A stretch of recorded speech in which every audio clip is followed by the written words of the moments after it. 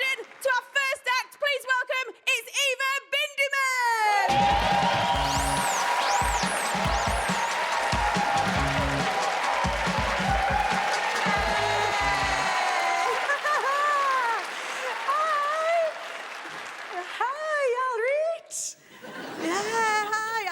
Like Amy said, I'm Eva. I'm from the northeast, the proper northeast, so it's spelt a little bit differently than you would expect. It's more exotic. It's actually spelt M-A-R-G-A-R-E-T.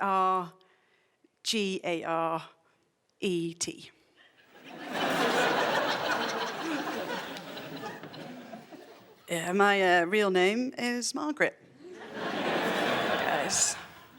Any Margarets in? No. Never are. Never are.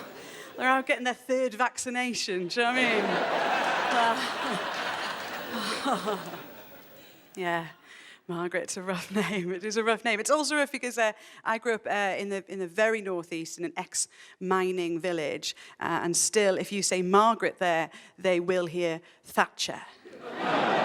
Still. For any of you that don't know, history lesson on Thatcher in a positivity sandwich, stole milk out of the hands of children, had a collection of lovely blouses, and closed down all the mines. So, even my teachers referred to me as Milk Snatcher, which is just bullying, actually, isn't it? It's bullying. Another reason that I hate my name is I'm named after my mum. My mum's called Margaret, and she hates her name.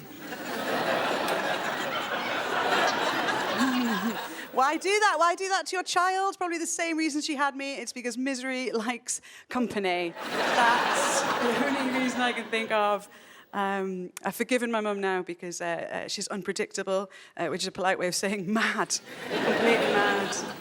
I once saw my mum eat 2 firelighters because she thought it was feta cheese. 2. I said, please go to the hospital. And she said, oh, no, I don't smoke. That's not the point. It's really not the point. This is so nice to be here. This is like a proper gig. I've only done a couple of gigs since lockdown, and the last one I did was a babies gig. Yeah, it was rough. It was a babies gig, 10 a.m. in the morning, for new mums and their babies, and it was awful.